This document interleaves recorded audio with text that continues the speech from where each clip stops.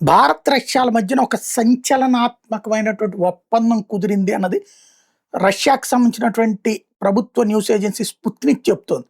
ఏంటంటే 3000 మంది సైన్యం, వాళ్ళ సైన్యం భారత్‌లో, మన సైన్యం రష్యాలో పనిచేస్తుందట. ఇద్దరు ఒకళ్ళకొకళ్ళు ఇది పరస్పర సెక్యూరిటీ ఒప్పందం, లాజిస్టిక్ అండ్ సైనిక పరమైనటువంటి ఒప్పందం అన్నటువంటి చెప్తున్నారు. డిఫెన్స్ కోఆపరేషన్ 2 దేశాల మధ్యన లాంగ్ స్టాండింగ్ స్ట్రాటజిక్ పార్ట్నర్‌షిప్‌లో భాగంగా ఇదంతా ఇది ఒక అరేంజ్‌మెంట్‌గా జరుగుతోంది, అగ్రీమెంట్‌గా జరుగుతోంది. అఫీషియల్ లీగల్ ఇన్ఫర్మేషన్ పోర్టలే ఈ మాట చెప్పుకొస్తోంది స్పుత్నిక్ వాళ్ళది. 10 మిలిటరీ ఎయిర్ క్రాఫ్ట్‌లు, 5 వార్‌షిప్‌లు మనయి వాళ్ళకి, వాళ్ళయి మనకి పనిచేసేటట్టు అన్నటువంటి ఒప్పందం కుదిరింది అన్నటువంటి చెప్తున్నారు. లాజిస్టికల్, టెక్నికల్, ఆపరేషనల్ సపోర్ట్ అన్నటువంటిది ఇందులో కీ పాయింట్స్.